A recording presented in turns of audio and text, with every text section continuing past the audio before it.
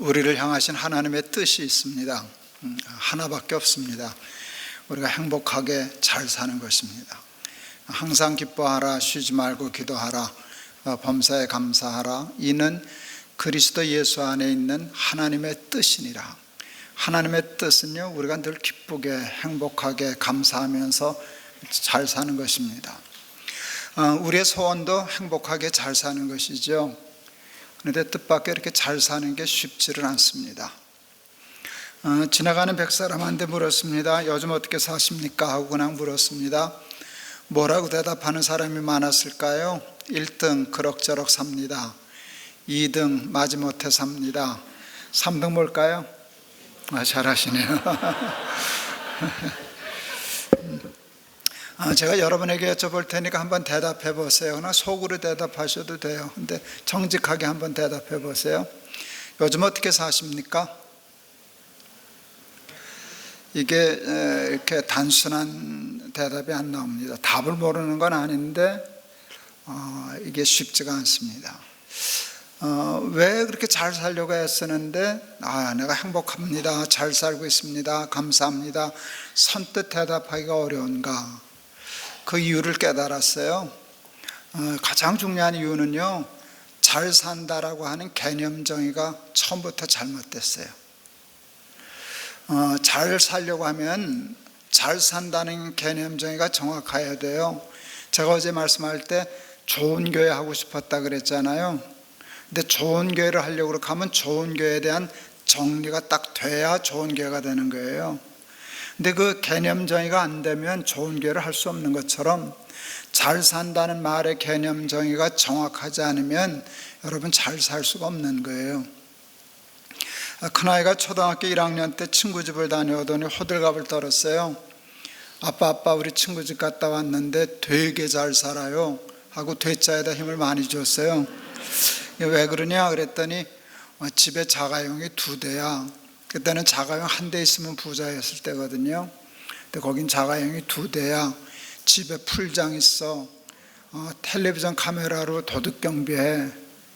그것도 벌써 30몇 년 전 얘기니까 꽤 애가 놀랐어요. 그때 제가 굉장히 중요한 걸 깨달았어요. 우리 아이가 말을 잘못하고 있다. 매우 중요한 말을 잘못하고 있다. 그 자가용이 2대 풀장 있는 집을 보고 와서 이런 단어를 썼어야 돼요. 되게 부자예요. 이게 딱 맞는 말이에요. 근데 우리 아이는 부자라는 단어를 쓰지 않고 잘 살아요 라고 얘기했어요. 우리가 그렇게 가르쳤고 그렇게 생각하고 그렇게 살아요. 근데 돈이 많고 부자고 자가용 2개 있는 거는 잘 사는 게 아니에요. 잘 살 수도 있지만 그것만 보고는 몰라요. 그거는 그냥 부자로 사는 것이에요. 근데 우리는 부자로 사는 것을 잘 산다라고 정의해 버렸어요. 그래서 잘 살려면 부자가 돼야 된다라고 하는 그런 생각이 확고하고 그건 강박관념처럼 굳어져 있어요. 근데 뜻밖의 여러분, 돈이 우리를 잘 살게 못해요. 여러분 돈 좋으세요? 싫으세요? 괜찮네요. 예. 저는 목사인데 돈 좋아하게요? 안 좋아하게요? 괜찮을까요? 돈이 좋아요라고 얘기하는 게 정직한 거 아닐까요? 그리고 실제로 돈은 좋지 않나요? 그럼요. 괜히 정직해요. 돈이 좋지 왜 안 좋겠어요? 돈이 좋아요. 사실 세상에 돈만큼 좋은 게 그다지 많지 않아요. 우리가 가장 탐내고 욕심낼 만한 것인데, 그런데 그렇게 좋은 돈이 우리를 잘 살게 못한다는 것을 사람들이 뜻밖의 잘 몰라요. 왜 그렇게 좋은 돈이 우리를 잘 살게까지 못할까? 그거를 제가 알았어요. 복음 때문이라는 걸 알게 되었어요. 여러분, 복음 중에 복음은 하나님이 우리를 사랑하신다는 거예요. 근데 사랑하면 놀라운 일이 일어나요. 사랑받는 대상이 존귀해져요. 2005년 1월달 제가 독일에 집회가 있어서 인천공항에 비행기를 타러 갔는데 그때 우리 큰아들 계룡대에서 이제 통역 장교하고 있을 신혼 때였는데 저한테 전화를 했어요. 뜬금없이 아버지 축하드립니다 그래요. 뭐 좋은 일 있냐 그랬더니 올해 할아버지가 되시겠습니다. 제가 문효동남 외아들로 컸거든요. 저는 지나가는 고양이도 그냥 못 지나가요. 가서 만져봐야 되고, 개, 고양이 그러는데 손주가 생긴다니까 정신이 하나도 없었어요. 그냥 공중부양이 되더라고. 그게 되더라고요. 발이 땅에 붙질 않더라고요. 진짜 공중부양이 되더라고요. 독일 집회를 무슨 정신으로 했는지 갔다 오자마자 이제 왔더니 우리 아이들이 우리 며느리 뱃속에 있는 초음파 사진 찍은 거, 처음 찍은 거를 들고 거기 어디라고 보여준다고 왔어요. 그때 우리 처음 아들인지 딸인지도 모를 때죠. 그때 보니까 2.8cm였어요. 이렇게 벌거지 같은 게 하나 있더라고요. 이렇게 꼬부라진 거. 근데 그 키를 쟀는데 2.8cm예요. 얼마나 황홀한지 제가 우리 교회 홈페이지에다 글을 썼어요. 제목이 아주 근사했죠. 우주보다 더 크고 귀한 2.8cm. 그렇죠. 남북이 2.8cm지만 나는 그게 우주보다 커 보였어요. 그러니까 우주가 나한테 이렇게 들어오는 거죠. 하나님이 우리를 사랑하시기 때문에 우리를 그렇게 만드셨어요. 사람이 만일 온 천하를 얻고도 자기 목숨을 잃으면 무엇이 유익하리요? 무슨 뜻인지 아세요? 너는 천하보다 귀하다 하는 것이. 이게 기독교에 있어서 굉장히 중요한 핵심적인 가치예요. 사람은 천하보다 귀하다. 왜? 내가 널 사랑하니까. 하나님이 그렇게 만드셨어요. 그래서 문제가 생겼어요. 복음 때문에, 하나님이 우리를 사랑하시기 때문에 큰 문제가 생겼어요. 천하를 다 얻어도 만족할 수가 없는 거예요. 행복하다는 말은 만족하다는 말로 바꿀 수 있어요. 다윗은 그것을 이렇게 고백했어요. 시편 23편에서 나의 잔이 넘치나이다. 여러분, 여기 지금 물이 요만큼 있는데요. 요만큼 있네요. 이게 지금 만족한 상태예요? 불만족한 상태예요? 불만이에요. 얼만큼 불만이에요? 여기 왜 안 찬 만큼이 불만이잖아요. 하나님이 저와 여러분을 사랑하셔서 저와 여러분을 천하보다 크고 귀하게 만드셨어요. 천하를 다 얻을 수 없지만 천하를 다 얻어서 여기다 넣으면 찰까요? 안 찰까요? 작은 것으로 큰 것을 채울 수는 없어요. 우리가 얘보다 크다니까요. 몰라서 그랬지 하나님은 그렇게 만드셨거든요. 그래서 채워보면 안 차요. 솔로몬이 전도서에서 이렇게 고백했어요. 헛되니 모든 것이 헛되도다. 모든 강물은 연하여 바다로 흐르되 바다를 채우지 못하는도다. 부귀와 영화와 쾌락이 솔로몬에게는 그냥 물이 흘러오듯이 그냥 흘러 들어왔어요. 근데 안 채워지는 거예요. 그래서 그것을 통해서 만족하고 행복하고 나의 잔이 넘치나이다 이런 고백하는 일이 안 되는 거예요. 그래서 헛되니 모든 것이 헛되도다 그랬어요. 저는 우리나라가 세계에서 가장 가난할 때 태어난 사람이죠. 전쟁 중에 태어났으니까 모든 게 파괴되고 정말 가난할 때 태어났어요. 그리고 꽤 오랫동안 우리나라가 가난했죠. 가난한 나라에서 특별히 또 가난한 집에서 살았으니까 여유 없이 살았어요. 수도는 아마 중학교 때쯤이나 나 집에 있었나. 늘 우물에 가서 지게로 물 떠다 먹고, 뭐 전기도 초등학교 때 좀 들어왔고, 전화는 79년도에 났고, 이제 그런 삶을 살았는데, 초등학교 다닐 때 학교에 생활환경조사서라는 게 있었어요. 얘가 어떤 환경에서 자라나. 근데 그 질문이 조금 웃겼어요. 라디오 있냐? 선풍기 있냐? 텔레비전 있냐? 냉장고 있냐? 전축 있냐? 이따고 물어봤어요. 그때 뭐 있으면 부자였게요? 그냥 아무나 있었으면 부자였어요. 여러분, 그때 텔레비전 있으면 부자였잖아요. 전화 있으면 부자였잖아요. 전화 있으면 부자였잖아요. 지금은 뭐 있으면 부자예요? 이게 그 선을 넘었어요. 자가용 있으면 부자지 소리를 못하게 생겼잖아요. 그 자가용이 뭔지까지 확인을 해야 부자구만 이렇게 되지. 우리 집에 자가용 있어 그래서 뭐 예. 제가 1982년도에 처음 자가용을 탔어요. 제가 영락교회 부목사가 됐는데 그때 영락교회가 부목사들에게 처음으로 자가용을 한 대씩 줬어요. 영락교회가 머리가 좋아요. 자가용을 주면 자가용이 없으면 하루에 한 8가정 정도 신방할 수 있는데 자가용을 주면 한 20가정까지 신방하셨어요.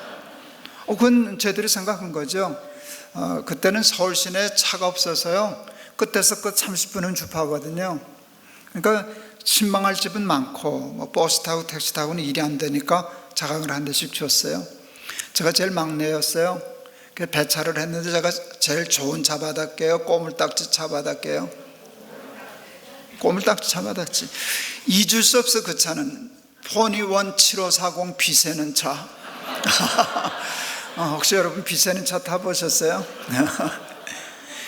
이게요, 비가 떨어지지는 않아요. 근데 녹이 쓸어서 새가지고 물이 스며들어서 바닥에 고여요. 그러면은 이제 비는 맞지는 않으니까 타고 다녀요. 그러면 신방같이 다닐 때 옆에 구역장 권사님이 거기다 플라스틱 바가지를 하나 놔놔요. 그러면 어느 때쯤 되면 문을 이렇게 여는 거잖아요. 그때는 이렇게 여는 게 아니고 이렇게 내려가지고 이렇게 던져요. 그게 보트가 아니었어요. 너무 녹슨 게 보기 싫어서 공업사에서 칠이나 해서 좀 더 타려고 맡겼는데 공업사에서 칠하려고 뜯었다가 못 붙였어요. 그래서 할 수 없이 영락교회가 저 새 차로 바꿔줬어요. 그때 대우에서 나온 1300cc 맵시나라는 맵시 안 나는 차가 하나 있었어요. 우리 위에 선배들이 얼마나 배 아파했는지 몰라요. 객긴 독긴이거든. 비만 안 샜지. 꼬물딱지 사는 비슷한데 나는 비 새는 바람에 뜯었다가 못 붙이는 바람에 새 차를 탔잖아요. 얼마나 좋은지. 차 많이 바꿨네요. 그동안 많이 바꿨어요. 우리 집에 차 2대예요. 어제 제가 우리 아내가 타는 조그만 차 타고 왔는데 미리 연락하기를 제가 타고 다니는 제 차가 K9이거든요. 그 얘기해놓고 딴 차 타고 오니까 안내하는 집사님이 당황해서 그랬었는데 저 K9 타거든요. 좋죠. 근데 이제는 만족할까요? 왜 벤츠는 그렇게 많이 보이는지. 이게 한도 끝도 없어요. 여러분, 태어나서 먹지 못하고 저 69년도에 세운상가 점원 노릇할 때 한 달 월급이 10,000원이었는데 그런 삶 살았는데, 호롱불 피고 살았는데, 정말 가난해서 밥만 안 먹고 겨우겨우 살았는데 지금 자가용 타고 다니는데 좋을까요, 안 좋을까요? 좋기는 좋은데 그걸 잘 산다고까지는 얘기가 안 되더라고요. 채워지지가 않는 게 있어요. 그거 되면 그냥 그저 그렇고 그런 것이지 아니에요. 여러분, 세상에 전쟁통에 태어나서 자가용 2대까지 된 삶을 산 거는 한국의 제 세대밖에 없어요. 전 세계적으로 볼 때, 역사로 볼 때 저처럼 바닥에서 3만 불, 4만 불 시대를 동시대에 살다가 죽는 사람은 대한민국의 저 나이 또래밖에 없는 거예요.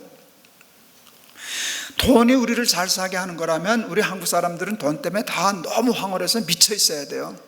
다 펄쩍펄쩍 뛰고 다녀야 돼요. 그런데 제가 아까 요즘 어떻게 사냐 물었을 때 신통치 않더만 그게 돈이에요. 그 왜 그런가 하면 돈으로 우리를 행복하게 할 수는 없어요. 시편 16편 2절 주 밖에는 나의 복이 없나이다. 이거 참 제가 좋아하는 말씀인데요. 주 밖에는 복이 없대요. 그러니까 복이 주 안에만 있어요. 근데 사탄은 우리를 자꾸 주 밖으로 끌어내려고 그래요. 근데 사람이 안 나가요. 왜? 복이 없으니까. 그래서 이 사기꾼이 사기를 쳐요. 가짜 복을 만들어서 속여요. 가짜 복. 근데 가짜 복을 가짜처럼 만들었을까요? 진짜처럼 만들었을까요? 꼭 진짜처럼 만들었어요. 그래서 제가 그것을 짝퉁복이라고 이름을 붙였어요. 제가 얘기할 테니까 하나는 짝퉁이고 하나는 진짜 복이에요. 맞춰보세요. 평안과 편안. 어느 게 진짜 복이에요? 평안이에요. 편안은 좋기는 좋은데 짝퉁이에요. 고3 때 국어 선생님이 2학기 때 들어오시더니 뜬금없이 야 너희들 소원이 뭐냐? 그랬더니 우리 개구쟁이 친구가 그랬어요. 예, 아침 먹고 자고 점심 먹고 자고 저녁 먹고 자는 겁니다. 잠 못 잘 때니까. 그랬더니 선생님 그러시더라고요. 예, 이 자식들아, 대학 떨어지고 사흘만 잡아라. 쥐약 생각난다. 제가 대학에 떨어졌어요. 내일임이 없더라고. 화딱지나니까 집에 들어와서 이불 뒤집어 쓰고 잤어요. 아침 먹고 자고 점심 먹고 자고 저녁 먹고 잤어요. 사흘을 정말 자니까 미치겠더라고요. 잠이 안 와. 사흘을 계속 자니까 잠이 안 와요. 하루 24시간이 그렇게 지루하고 긴 줄을 몰랐어요. 나가기는 창피하고 나가기는 싫고 시간은 안 가고 신문을 읽어요. 그때 그 2줄짜리 광고 있었어요. 엄마가 아프다 돌아와라 뭐 이런 것들도 있었어요. 그거 다 읽어도 24시간이에요. 그때 알았어요. 쥐약 생각난다는 게 그런 거구나. 그때 제가 편안했거든요. 아침 먹고 자고 점심 먹고 자고 저녁 먹고 잤잖아요. 편안이 나를 행복하게 못하더라고요. 편안이 꼭 나쁜 거는 아닌데요, 편안이 꼭 좋은 것만은 아니에요. 편안하면 몸도 약해지고요, 정신도 약해지고요, 그것이 우리의 삶을 진정으로 행복하게 못해요. 우리를 정말 행복하게 하는 것은 평안이지 편안은 아니에요. 근데 여러분, 우리가 그렇게 좋아하는 잘 산다고 우리를 착각하게 한 돈은 우리에게 평안을 줄까요? 편안을 줄까요? 이건 짝퉁복용이라고요. 돈은 짝퉁복밖에 해결 못해요. 그러니까 그거로 참 평안을 누릴 수 없어요. 제가 이제 중국에 있는 우리 산물교에서도 열심히 이제 중국의 사역자들 훈련시키고 하는데, 저도 그 일을 좀 했었어요. 중국에 있는 신학생들을 이제 가끔 한국에 불러서 교육시켜서 들여다보내고 그러는데, 그때가 몇 년인가? 91년도, 2년도. 꽤 오래됐네요. 그때 이제 김포공항에서 이제 차를 타서 그때 양재동 횃불회관에 숙소를 정했어요. 그때 꽤 괜찮은 숙소잖아요. 거기다 모시고 가는데 여전도사님 한 분이 저한테 물었어요. 목사님, 그 숙소에 전화 있나요? 숙소에 전화가 있느냐고. 기가 막히더라고요. 그래서 제가 그래서 한국에 전화 없는 집 없어. 실제로 전화 없는 집 없으니까. 그랬더니 좀 미안하더라고요. 괜히 잘난 척한 것 같아가지고. 우리도 사실 전화 없을 때가 있었는데, 우리도 옛날엔 전화 없었는데 지금은 한국 많이 부자 돼서 전화 없는 집 없어요. 한국이 발전한 걸 보고 굉장히 놀라더라고요. 근데 그때 여전도사님이 그랬어요. 중국도 요즘 부자가 생겨나기 시작했다고. 그런데 목사님, 부자들이 돈 벌어서 제일 먼저 하는 게 뭔지 아세요? 모르겠는데 별거 아니에요. 뭐 하는데? 그랬더니 담 쌓고 철망 쳐요. 부자들이 제일 먼저 하는 게 담 쌓고 철망 친다는 거예요. 이게 굉장히 중요한 메시지예요. 돈이 있으면 편해요. 넓은 집에서 자가용 타고 편한데 불안한 거예요. 그러니까 담 쌓고 철망 치지. 옛날에 우리도 그랬잖아요. 부잣집은 담 쌓고 거기다가 지금 생각하면 참 무식해요. 우리 병 깨서 꼽아놨었잖아요. 유리병 깨서 도둑 넘어온다고. 그게 평안해서 그러셨겠어요? 불안해서 그러신 거지. 그러니까 돈이 많아질수록 평안은 없는 거예요. 돈은 편안의 문제를 해결하지 평안의 문제를 해결하지 못해요. 또 하나, 기쁨과 재미. 어느 게 진짜 복이에요? 기쁨이에요. 돈은 우리에게 기쁨을 주지 못해요. 재미있게는 해요. 재미에 속한 것들은 우리에게 많이 해결해 줄 수 있지만, 거기서 샘솟듯 솟아나는 기쁨은 돈으로 해결할 수 있는 문제가 아니에요. 그건 다른 가치의 문제예요. 그러니까 돈이 많은 것을 잘 산다라고 생각하는 그 착각 때문에 많은 사람들이 돈만 쫓아가거든요. 돈만 벌면 잘 사는 줄 알고 행복한 줄 알고 쫓아가는데, 와 보니까 아니잖아요. 와 보니까 아니잖아요. 한 달에 10,000원 월급 받던 사람이 지금 4만 불 시대를 살아가는데, 좋기는 좋은데, 자가용 타고 좋기는 좋은데, 그게 그렇게 꿈꾸던 그 삶은 아니잖아요. 이걸 가지고 잘 산다고는 얘기를 못 하잖아요. 에릭 프롬이라고 하는 분이 소유냐 삶이냐라는 책을 썼어요. 그 소유냐 삶이냐는 책에서 인간을 두 유형으로 나누어요. 소유형의 인간과 존재형의 인간. 소유형의 인간이란 삶의 의미와 목표를 to have, 소유하는 데 두고 사는 사람. 무엇을 먹을까, 무엇을 입을까, 나 벤츠 타냐, K9 타냐, 너 이제 강남이냐 강북이냐, 이런 거 밤낮 따지고 사는 사람 소유형이에요. 우리가 대부분이 거기 속해 있어요. 존재형의 인간이란 인간답게 to be 하는데 삶의 의미와 목적을 두고 사는 사람을 존재형이라 이렇게 얘기를 했어요. 그러니까 잘 살려면 소유 가치가 높아지는 게 아니라 나라고 하는 존재 가치가 높아져야 해요. 옛날에 88 올림픽 그때쯤인지 싶은데 미국에 있는 선배 목사님이 한국에 나오셨어요. 같이 이제 식사를 하는데 이분이 호텔에서 숙소에서 텔레비전 보다가 깜짝 놀랄 뉴스를 봤다 그러더라고요. 한국의 아이들이 88년 그때 10만 원이 넘는 고가의 운동화들을 신고 다닌다. 지금도 10만 원 만만치 않은데 88년도에 운동화 10만 원은 미국 애들도 잘 못 신었을걸요. 근데 한국 애들이 그거 신고 다녀? 야, 너 새끼들도 그런 거 신고 다니냐? 근데 뭐 신고 다니는 건 둘째치고 저는 10만 원짜리 운동화가 있는 걸 몰랐어요. 보통 그때 우리 아이들이 10,000원 하는 월드컵 신을 때예요.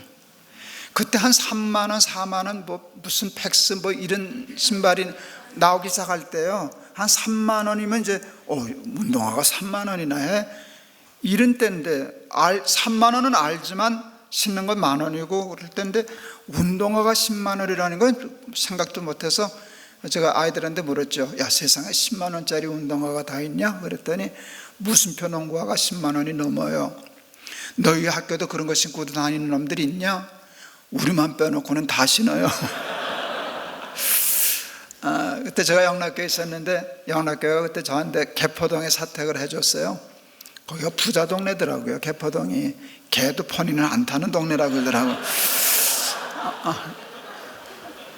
그러니까 우리 아들만 빼놓고는 다, 왜 너희는 사달라 그러지 않았냐? 그랬더니 사달라 그래봤자 안 사줄 건데 뭐. 그래서 이제 웃었어요. 제가 사무실에 와서 시간이 있길래 아이들한테 편지를 썼어요. 그런 비싼 운동화 사달라고 조르지 않아서 고맙다. 그런데 왜 그런 신발을 신으면 안 되는가 하는 얘기를 제가 해줬어요. 10만 원짜리 운동화를 신는 이유가 뭔가 하면 자랑하기 위함이 아니냐. 나 이거 10만 원짜리야. 나는 10만 원짜리 운동화를 신는 사람이야 라고 하는 걸 자랑하는 건데 그게 부끄러운 거란다. 그걸 왜 자랑하는지 아냐? 자기가 10만 원짜리가 안 되기 때문에 신발이 자랑스러운 거야. 야, 나를 자랑해야지 신발 자랑해서 되겠냐? 너희는 신발 자랑하면서 사는 사람 되지 말고 너희의 사람 됨을 자랑하며 사는 사람이 되거라. 5학년, 3학년, 1학년 그때 그랬나 그랬어. 맞게 알아들었을까요? 못 알아들었을까요? 알아들어요.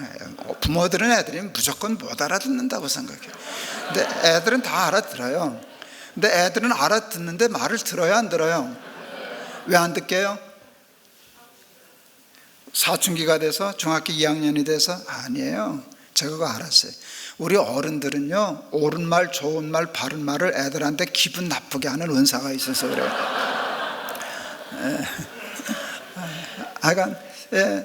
너희들 사람 됨을, 그게 바로 소유냐 삶이냐 존재형의 인간, 소유형의 인간을 제가 아이들에게 풀어서 가르친 것이었어요.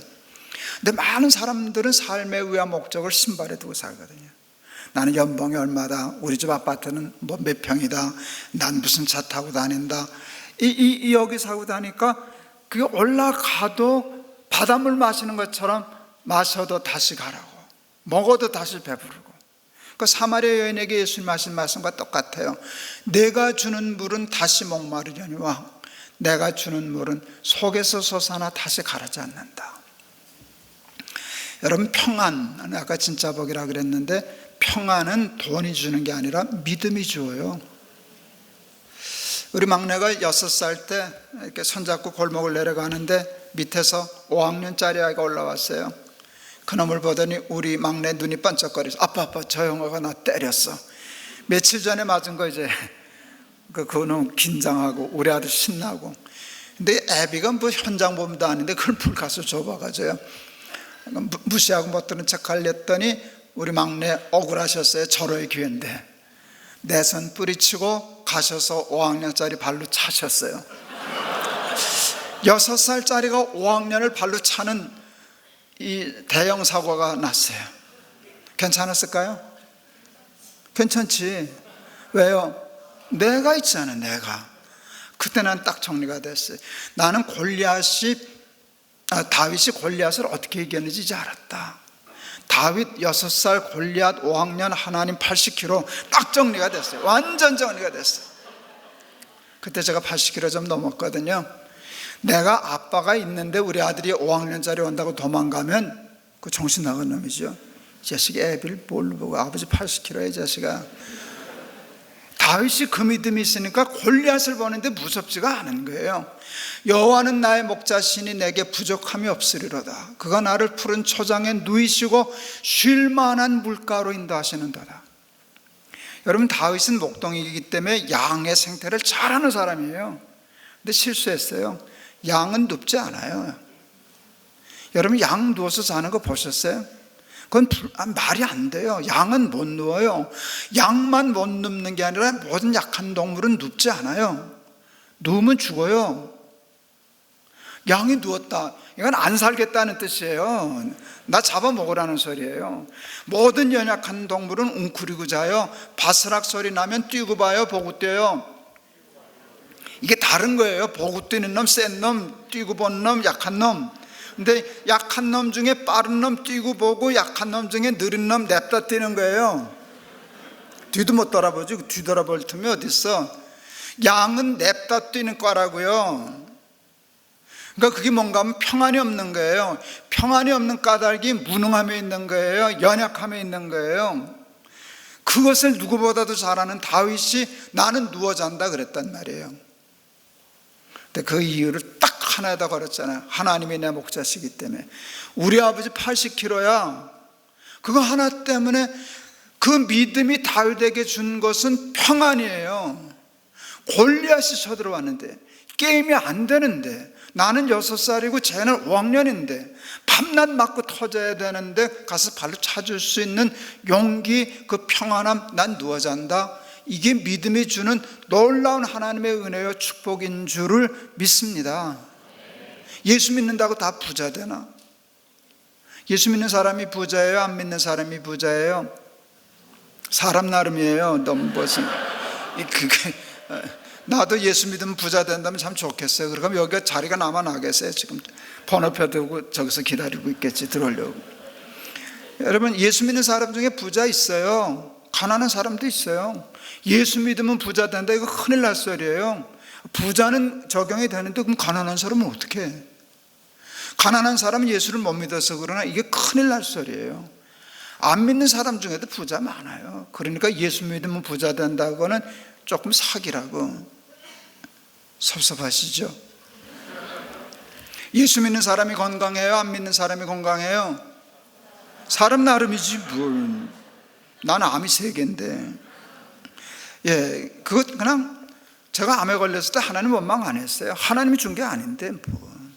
타락한 세상에서 모든 게 혼돈된 무질서한 세상에서 나도 걸릴 수 있고 누구도 걸릴 수 있는 건데, 저도 처음에 암에 걸렸을 때 하나님 왜 나죠? 왜 납니까? 하는 생각이 들었는데 하나님 대답하시기 전에 내가 답을 찾았어요. 내가 나한테 그랬어요. 넌 왜 안 돼? 너는 왜 안 돼?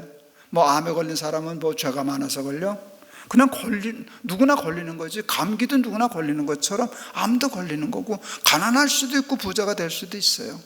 예수 믿어도 아플 수도 있고, 예수 믿어도 여러분 가난할 수도 있는데, 예수를 믿으면 하나님이 주시는 참 평안, 세상이 줄 수 없는 평안과 기쁨, 천국의 기쁨, 소망을 우리가 누리고 사는 줄을 믿습니다. 잘 살려면 존재 가치가 높아야 해요. 이걸 높여야 되는데, 존재 가치는 언제 높아지나? 존재 가치는 존재 목적에 의해서 발생해요.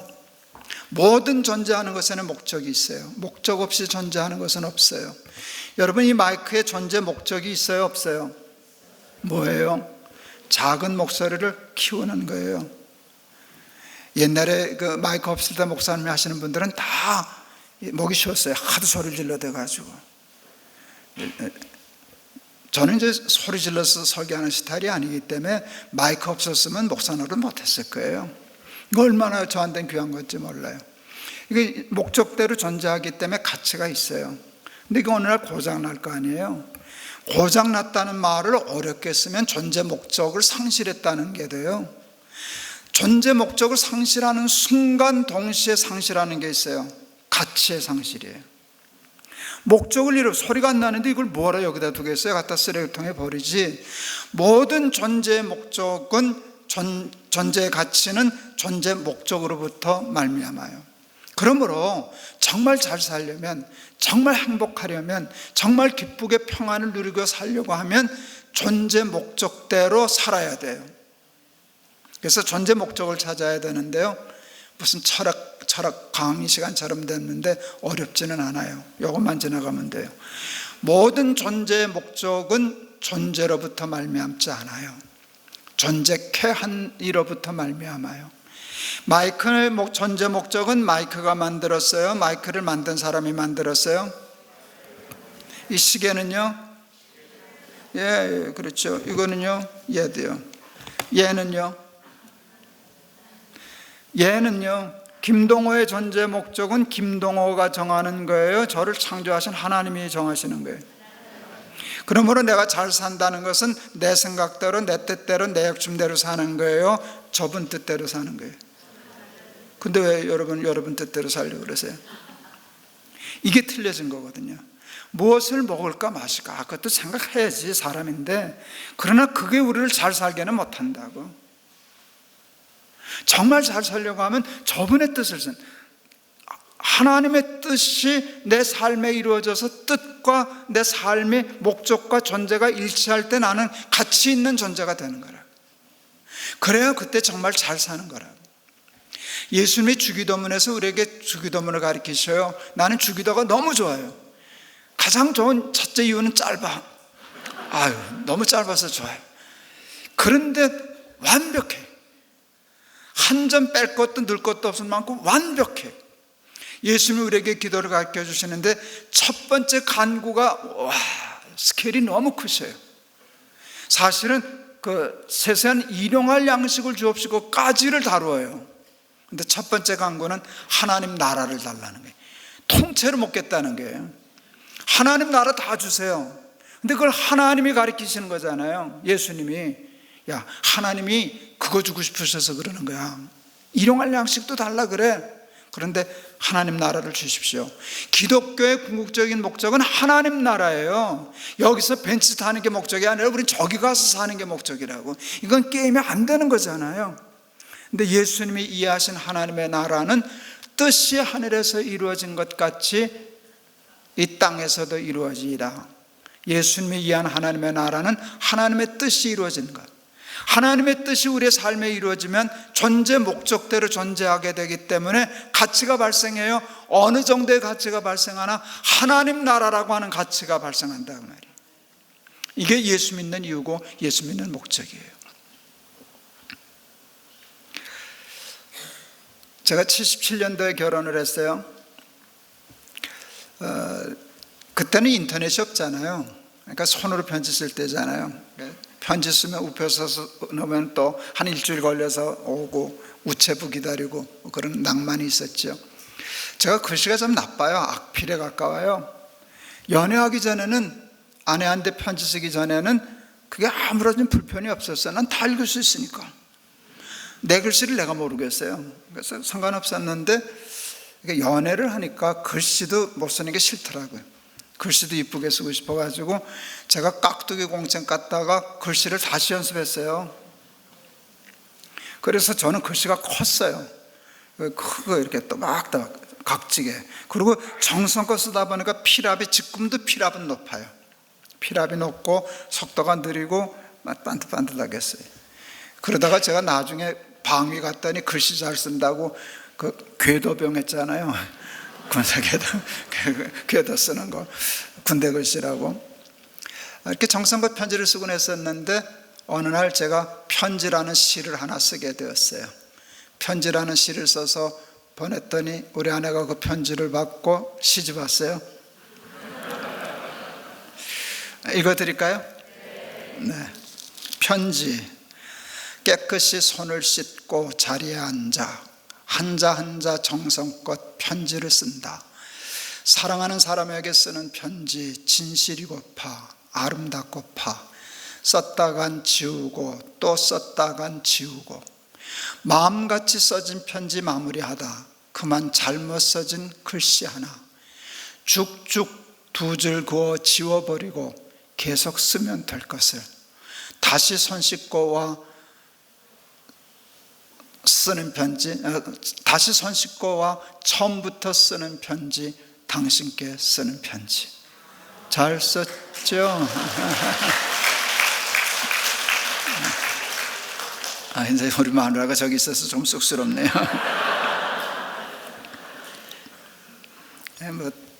우리 아내가 지금 인정하든 안 하든 그건 진심이었어요. 그건 진심이었어요. 그건 제 진심이었고, 그 마음은 양심적으로 변하지 않았어요.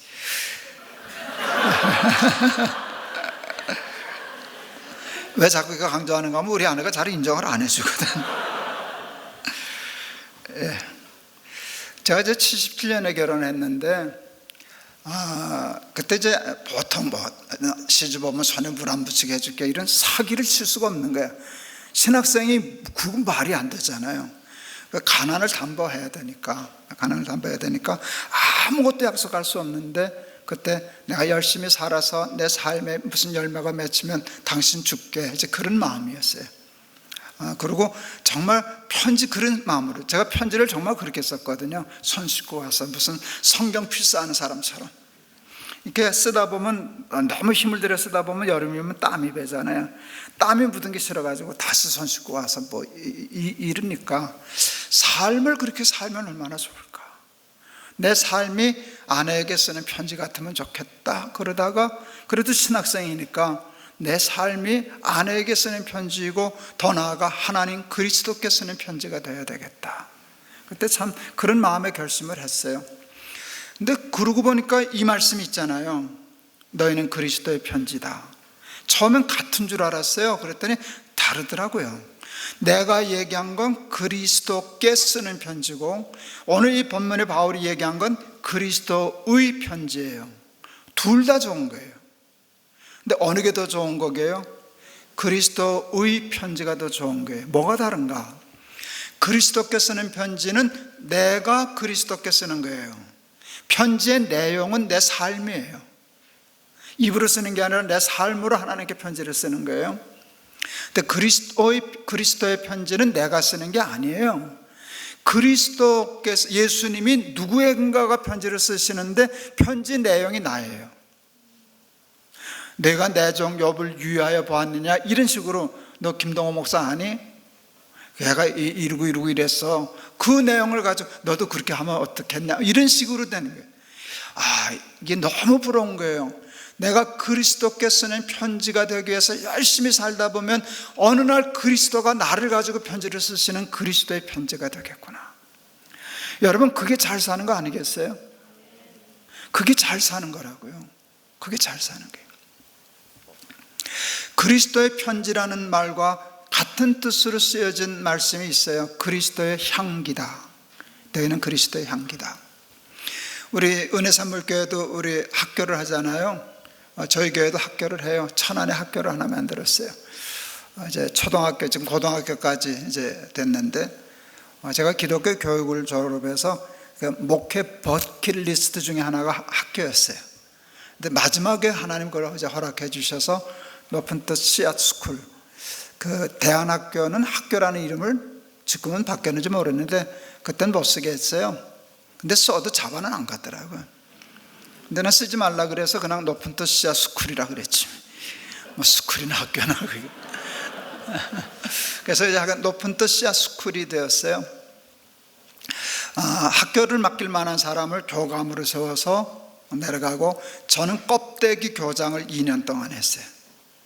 그래서 자리 잡히면 이제, 지금은 이제 그분이 교장이고 이제 그분도 은퇴할 때가 다 됐는데, 저는 그냥 가서 아무것도 안 해요. 모든 전권이 우리 그 교감에게 있으니까, 원래 그렇게 하려고 한 거니까.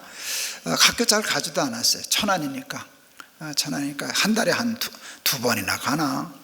근데 제가 뭘 해야 되나. 그래도 나 교장인데, 이사장인데, 아이들한테 무슨 영향을 끼치고 싶었는데 제가 선택한 건 이거예요.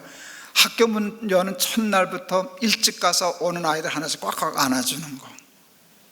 꽉꽉 안아주는 거였어요. 첫날 가서 안아주니까 얘들이 튀더라고. 이 할아버지 왜 이러냐고. 뻗치고 도망가고.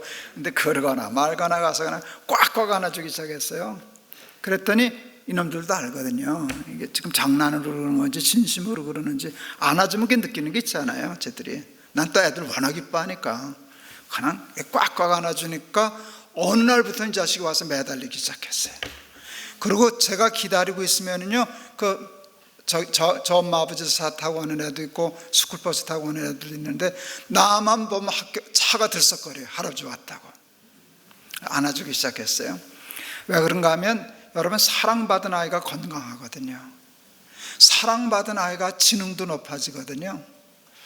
텔레비전에 한 몇 번 다큐처럼 나왔는데, 병원 원목하는 목사님 부부신데, 그분이 이제 유산을 몇 번 하고 사모님이 아이들을 입양하기 시작했어요. 그때도 한 10명 정도 아마 입양하셨던 것 같은데, 이분은 참 예쁘고 튼튼한 아이만 입양하는 게 아니라 안 그런 애들만 골라서 입양하는 거예요. 파양당한 아이, 소아마비 걸려서 발이 이렇게 거꾸로 된 아이, 뭐 이런 아이들 데려오는데, 이 사모님이 목사님이랑 얼마나 애를 사랑으로 잘했는지요. 이 소아마비 이렇게 발이 완전히 뒤집혔던 애를 하도 주물러 펴가지고 지금 쇼트트랙 선수가 됐어요. 대단한 분이에요. 자꾸 설교를 하는데도 이름이 한번 헛갈리니까 계속 헛갈리는데, 이름이 요한인지 요셉인지 약간 둘 중에 하나예요. 얘는 2번인가 파양당했다가 이제 목사님 집으로 온 아이예요. 그러니까 상처가 많은 아이예요. 엄마라고도 부르지도 않고 말 지독히 안 듣고 간섭하지 말라 그러고 속삭이는데, 얘가 전교 꼴등이었어요. 전교 꼴등이었어요. 당연히 꼴등이죠. 근데 얘가 결국은 그 사모님 어머니였는데 이제 넘어가서 그 받아들이게 됐어요. 결론, 그 아이가 전교 1등이에요. 사랑받는 아이들은 지능이 올라가거든요. 그러니까 나면서부터 지능에 문제가 있는 애들도 있는데요, 사랑받지 못하고 학대받으면 지능이 떨어져요. 그 아이는 그 여기였는데 사랑받으니까 회복돼 가지고 진짜 전교 1등이거든요. 그러니까 사랑한다는 게 얼마나 중요한지 몰라요. 내가 가서 아이들에게 뭘 가르칠 시간은 없지만 안아주는 게 교육이니까 꽉꽉 안아주기 시작했어요. 제가 이제 은퇴를 하게 돼서 학교도 떠나게 돼서 이제 다 교장, 이사장 다 내놓고 이제 아이들 헤어질 때가 됐는데, 할아버지 잊지 말아라 하는 생각이 들어서요, 제가 몇 달을 남겨두고는 향수를 뿌리고 다니기 시작했어요. 제가 향수 뿌리고 다니는 사람이 아니거든요. 근데 향수를 골라가지고 뭐 냄새 맡아서 아르마니 향수를 내가 선택했어요. 그래서 이 향수 저 향수 쓰면 애들 헛갈리니까 향수를 여기다 꼭 뿌리고 다녔어요. 왜 여기다 뿌렸게요? 안 하면 코 박히는 자리거든. 이렇게 꽉꽉 안아줬어요. 그러고 떠나왔는데, 몇 년 전에 우리 학부형 아이 엄마가 제 페이스북에 글을 썼어요. 목사님 성공하셨네요. 어느 날 아이하고 엘리베이터를 탔는데 자기 아들이 그랬다는 거예요. 할아버지 냄새 난다. 누가 아르마니 향수 쓰던 사람이 탄모에 그 향수를 맡으니까 내 생각이 났어요. 할아버지 보고 싶다. 그래서 내가 천안 갔다 왔잖아요. 얼마 전에도 그 천안에서 무슨 목회자들 세미나 있어서 한 2, 3일 갔다가 학교가 가까우니까 예고 없이 학교 갔죠. 내 애들 보면 난리 나죠. 할아버지 왔다고. 이제 그 고등학교 1학년 그 아이들은 이제 나보다 큰 놈들이 많거든요. 그때 와서 앵기는데 얼마나 행복한지 모르겠어요. 제가 암투병 할 때 기도 제일 많이 한 놈들이 그 놈들이에요. 그냥 학년별로 영상 찍어서 할아버지 아프지 마세요, 빨리 나으세요, 할아버지 사랑해요 그러는데, 향수 그랬잖아요. 예수를 믿었으면 예수 냄새가 나야 되죠. 근데 예수 냄새가 안 나잖아요. 예수 냄새가 나면 그것이 아이들에게도 세상에도 얼마나 강력한 영향력이 될 텐데, 우리는 밤낮 뭐 먹을까, 뭐 입을까, 부동산만 신경 쓰고 사니, 그리스도는 예수님 믿는데 예수 냄새가 안 나니 그게 잘 사는 건 아니잖아요. 부자로 사는 것이지. 우리 사랑하는 우리 은혜샘물교회 교우 여러분, 예수 잘 믿는 사람이 되어서 여러분이 그리스도의 편지가 되고 그리스도의 향기가 되는 사람들 다 되시기를 바랍니다. 하나 더 얘기하렵니다. 제가 음악을 하고 싶었었어요. 제가 이래봬도 초등학교 때 KBS 누가 자라나가서 1등 했잖아요. 예. 어렸을 때 저를 아는 사람들은 제가 다 노래하는, 성악하는 사람 될 줄 알았어요. 그게 제가 제일 잘하는 거였으니까. 근데 제가 하여간 이런저런 이유로 노래를 못하게 되었어요. 그래서 저는 소리는 굉장히 민감해요. 소리에 굉장히 민감해요. 그리고 좋은 소리에 대한 욕심이 많아요. 제가 동안교회 처음 지을 때 저는 예배당에 돈 많이 드리는 걸 아주 질색하거든요. 유럽이나 뭐 이런 데 성지에 갔을 때 무슨 성당, 베드로 성당, 이 말 같지 않은 어마어마한 성당 보면 굉장히 기분 나빠요. 뭐 스페인에 갔을 때 100년 동안 지은 그 유명한 성당 있잖아요. 나는 하나님 저거 좋아하실까? 아니, 교회가 할 일이 없어서 100년 동안 예배당만 짓고 있냐? 난 그게 별로 건강해 보이지 않아. 그건 그냥 건축으로 뭐 예술적으로 가치는 있지만 난 신앙적으로는 별로 가치 없다고 생각했어요. 난 필요하니까 건물 짓는 거지. 그래서 너무 호화롭지 않게 그냥 평범하게 지으려고 부채내를 했었어요. 그런데 돈을 아끼지 않고 뭐 돈 아낀다고 평범하게 짓는다더니 그렇게 그 돈을 썼어 하는 게 두 가지 있어요. 하나는 설계비. 설계비를 아끼면 큰일이다. 설계비를 아껴야 돈 낭비 안 하고 잘 지을 수 있다. 그래서 설계는 최인류에다 맡겨서 돈 많이 썼어요. 그 다음에 제가 돈을 많이 쓴 건 음향이었어요. 97년도에, 지금은 뭐 그것도 아무것도 아니지만 97년도에 음향에 10억 넘게 썼어요. 음향에만. 그거 있을 수 없는 거거든요. 그 음향회사 그 회장이 한국에 나왔다가 한국교회가 그 시스템을 썼다는 말이 믿어지지가 않아서 확인 왔더랬어요, 우리 교회. 그리고 저는 그때 없었는데 그분이 그랬다 그러더라고요. 이거 뉴욕 브로드웨이 뮤지컬 극장에서 쓰는 수준의 시스템입니다. 제가 왜 그랬나? 저에겐 청년들이 많아요. 그래서 찬양하고 그럴 때 찬양의 소리가 드럼 치는 소리가 일로 들리지 않고 나는 일로 들려야 되거든요. 근데 일로 들리는 거는 얼마면 되지만 일로 들리는 건 10억이 든단 말이에요. 설교도 그래요. 사람들이 그러더라고요. 명필이 북갈이냐? 설교를 잘하면 되지 뭘 스피커 가지고 그렇게 난리를 치냐 그래서 전 그래요. 명필 북갈이요 그랬어요. 이 사람 참 명필 북갈이지 아무 무슨 했으냐 명필 북갈이요.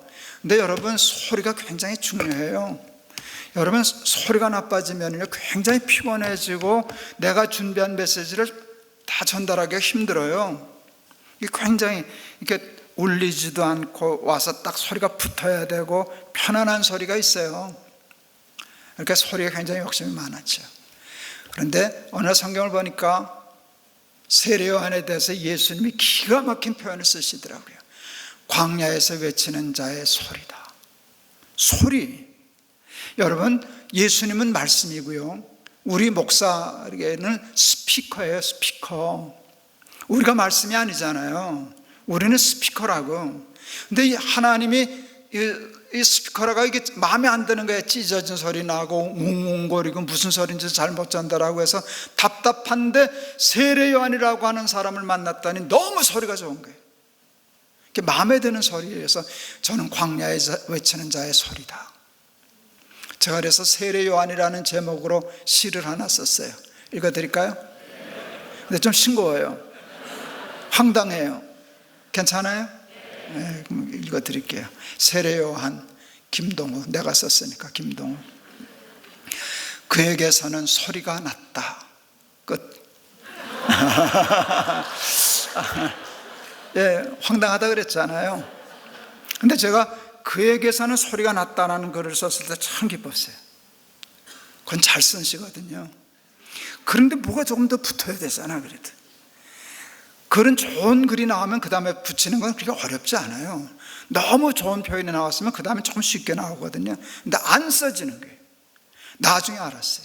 그러나 제 스스로 얘기가 좀 그렇지만 세례 요한에 대해서 내가 쓸 수 있는 말은 다 썼기 때문에 더 쓸 말이 없었어요. 그에게서는 소리가 났다.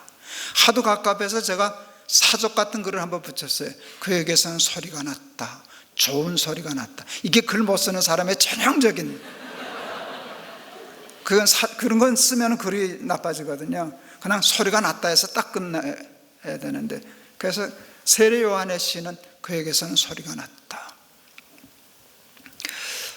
제가 암투병 항암할 때 참 힘들게 했어요. 항암이 힘든데 유별나게 힘들게 했다 그러더라고요, 의사가. 정말 힘들었었어요. 이렇게 보니까 먹지를 못하는 거죠. 구토가 심해서 아무것도 못 먹었어요. 80kg 가던 사람이 50kg 때리면 순식간에 못 먹게 빠지고 졸도하고 막 그럴 때인데 먹을 수가 없으니까 고통스럽더라고요. 일용할 양식을 주옵시고라고 주기도문 하다가 하나님 앞에 화를 냈죠. 일용할 양식은 있어요. 먹게 좀 해주세요. 일용할 양식을 먹게 좀 해주세요.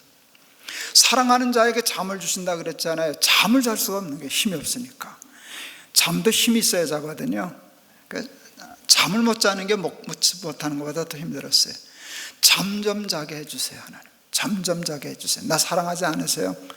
그러고 보니까요, 그냥 밥 세 끼 달게 먹을 수 있고 단잠 잘 수 있으면 와, 부러울 거 하나도 없더라고요. 별거 아무것도 아닌데. 근데 쓸데없는 것 가지고 우리가 그렇게 별로 욕심 부리고 살잖아요. 그런데 여러분, 제가 이제 뭘 욕심 내겠어요? 이제 뭐 돈이 더 필요하긴 하겠어요? 뭐 더 유명해지는 게 중요하겠어요? 나는 그리스도의 편지되고 싶고, 김 목사가 하나님 앞에 너는 참 좋은 소리다, 나한테서는 참 소리가 좋은 소리, 마음에 드는 소리가 난다, 그 말 한 번 듣고 죽으면 되지 않을까 그렇게 싶습니다. 네, 감사합니다. 이제 같이 신학을 하고 이제 영락교회 같이 섬겼던 우리 동기 목사님이 계시는데, 우리 교단 총회장도 하고 아주 유명한 목사님인데, 그 아버님이 우리 교단 총회장이셨어요. 아주 유명하신 분이고 주석가로도 유명하고 그러신데, 어느 날 우리 그 친구 목사님이 둘째 아들인데 자기 밑에 셋째 아들 결혼식을 아버지가 주례했다는 거예요. 그럼 처음 들었어요. 아버지가 주례를 다 하냐? 왜 그러냐 그랬더니 동생이 부탁했대요. 그 목사님, 아버지 목사님이, 야, 아버지가 어떻게 주례를 하냐? 그랬더니 동생이, 아버지상 축복할 사람이 어디 있습니까? 그 바람에 홀랑 넘어가서 아버지가 해주셨대요. 내가 또 궁금해서 물었죠. 어떻느냐? 그랬더니, 야, 너무 좋더라. 나도 아버지한테 주례받는 건데 크게 실수했다. 그도 그렇겠더라고요. 제가 아들이 셋이잖아요. 그날 결심했지. 나도 우리 아들 주례 내가 한다. 우리 아들 그때 초등학생 때인데 저는 결혼 주례를 참 일찍 시작했어요. 32살 때부터 주례를 시작했어요. 32살 때 첫 신랑이 31살이었어요. 아직도 잊혀지지 않는데, 그때는 결혼식장에 가서 주례를 갔는데요, 그 31살 총각이 이마가 조금 넓었어. 그러니까 지가 목사 같고 내가 신랑 같은 거예요. 그러니까 이제 하객들이 막 웃더라고요. 그래서 웃지 말라고, 나이 많은 사람 장례도 하는 사람이라고 이제 그러고 서게 했는데, 제가 심호하던 교회는 청년들이 굉장히 많았거든요. 아마 조금 보태면 지금까지 한 1000쌍은 주례하지 않았을까. 엄청 주례했거든요. 근데 어느 날 신랑 신부가 이렇게 들어오더라고요. 신랑 신부가 들어오는데, 나이가 몇 년이 될는지 모르지만 우리 아들 주례해야 될 텐데, 저 친구들이 내 아들 며느리라면 상상을 했어요. 상상만 하는데 코가 찡 하고 눈물이 핑 도는 거예요. 제가 좀 그런 때 순종적인 게 있거든요. 그때 알았어요. 우리 아들 주례할 때 내가 주례사 길게 못한다. 말 막혀서. 그러니까 주례사는 짧아야 된다. 딱 한마디 하고 울컥하기 전에 끝내야 된다. 그에게서는 소리가 났다. 끝. 이러면 되잖아요. 그런 주례사가 없을까? 아까 세례요한 같은 그런 그 한 문장 속에 모든 게 다 들어갈 완벽한 주례사가 없을까 하는데 하나님이 주셨어요. 예수 잘 믿는 사람이 되라. 끝. 똑같죠. 예수 잘 믿는 사람이 되라. 그냥 목사하기 때문에 상투적에 하는 말이 아니라 저는 제 아들 며느리가 예수 잘 믿으면 잘 산다는 확신이 있어요. 예수 믿는다고 다 부자 될 건 아니지만, 부자 되면 좋지만 뭐 안 돼, 뭐 사는데 살면 되지. 예수 믿으면 잘 산다는 거 저는 믿어요. 오늘 결혼 주례를 하는데 영락교 중등부 교사하는 신랑 신부인데 아주 예수를 열심히 믿는 친구들이에요. 신랑은 그 검사였고 신부는 발레하는 집인데 하객들이 한 1000명이나 모였으니까 어마어마한 집들이었어요. 들어오는데 사실 나이 차이는 지나 나나 별 차이 없거든요. 제가 젊었을 때니까. 근데 꼭 마음의 느낌이 내 아들 며느리 같다는 느낌이 드는 거예요. 그래서 우리 아들 주례할 때 하나님이 주셨던 주례사를 얘네들 해줄까 하는 생각이 들더라고요. 너무 이뻐서. 그랬더니 내가 속으로 우리 아들 줄 건데 얘네들 먼저 주례사 하면 우리 아들 주례사 중고품 되잖아. 안 하려고 그랬더니 하나님이 속으로 얘 도둑놈아 그러시더라고요. 무슨 목사 양심이 그따위냐. 그 축복의 말씀 생각나면 줘야지. 너 그러고 하나님의 말씀이 중고품 되는 걸 세상에 어디서 배웠냐. 하나님의 말씀은 해도 세포도주 같으니라. 정말 그렇더라고요. 그래서 그 다음부터 제가 마음 놓고 하는 게 설교를 반복하는 거예요. 그래서 교인들이 저한테 별명을 붙여줬어요. 반복동어라고. 한 얘기 또 하고 한 얘기 또 하고. 그런데 그게 교육적이에요. 교육의 제일 원리는 반복되지 않은 진리는 학습이 안 되게 돼 있어요. 그래서 사실은 제일 많이 반복되는 게 성경이에요. 하나님의 반복 하나님이시라고요. 그래서 하여간 그날 깨달았어요. 하나님의 말씀이 늘 세포도주 같지. 그래서 그 얘기까지 다 하고 내가 내 아들 며느리를 축복하는, 진심으로 축복하는데 예수 잘 믿는 사람이 되라 그랬어요. 요즘 젊은이들 예수 잘 믿는 친구들 많아요. 주례할 때 보면 너무 이뻐요. 이렇게 주례사 할 때 그냥 보면서 아멘 아멘 그러면 이뻐 죽겠어요. 근데 예수 잘 믿는 사람이 되라. 이 친구들이 예수 잘 열심히 믿는 친구니까 당연히 아멘이 나와야 되는데 아멘을 안 하더라고. 왜 안 하는가 하면 너무 충격을 받아. 그러니까 눈이 둥그레지더라고. 일단 눈이 보이잖아. 앞에서 눈이 둥그레지더니 그냥 눈물이 그렁그렁 하더니 그 다음에 아멘 그러더라고. 깜짝 놀랐어요. 그러니까 멍핑 아멘 이렇게 된 거라. 이게 이 말을 이렇게까지 충격적으로 받아듣냐 하는데 큰 은혜가 됐어요. 마음에 뜨거워졌는데 주례 다 끝나고 성경책 위에 신부 신랑선 얹고 축복하는 기도를 하는데요, 마음이 뜨거워지니까 뭐 불 위에 기름 떨어지는 것 같아요. 불 붙는 것 같아요. 축복하다가 내가 감동해서 울었어요. 여러분, 목사가 기도하다 울었는데 집까지 것들이 안 울었겠어요? 여러분, 신랑 울어서 눈 시뻘개지고 신부는 울어서 눈 시커매지고 하객들 다 울었지. 이게 무슨 부흥회도 이런 부흥회가 있나. 다 사진 찍고 내가 악수하면서 그랬어요. 야, 우리가 결혼식 했냐 부흥회 했냐. 제가 이제 70 조금 넘었는데 그래도 좀 살다 보니까 남는 거는 예수 잘 믿는 것밖에 남는 게 없어요. 자랑할 것도 없고. 돈 좀 있으면 좋지만 돈 있어 봤자지 어느 이상은 못 가잖아요. 그것 때문에 조금 편하게 사는 것뿐이지만 그렇다고 행복한 건 아니거든. 우리를 정말 잘 살게 하고 기쁘게 하고 하는 이 일은 우리의 존재 가치가 높아지는 것이고, 존재 가치가 높아지는 건 예수를 잘 믿는 것이고, 하나님의 말씀대로 순종하여 그 뜻대로 살 때 편지도 되고 향기도 되고 소리도 되고 그러는 것인데, 그렇게 예수를 잘 믿어서 항상 잘 살고 천국의 삶을 사는 우리 은혜샘물교회 교원들 다 되실 수 있기를 축원합니다. 기도하시겠습니다. 하나님, 우리 은혜샘물교회 사랑하는 성도들 예수 잘 믿는 사람 되게 하옵소서. 그리스도의 편지 되게 하옵소서. 그리스도의 향기 되게 하옵소서. 좋은 소리, 광야에서 외치는 자의 소리 되게 하시사 하나님, 부자로 사는 것보다 잘 사는 사람이 되어 땅에서도 천국의 복을 누리며 살게 하옵소서. 예수 그리스도 이름을 받들어 기도하옵나이다. 아멘.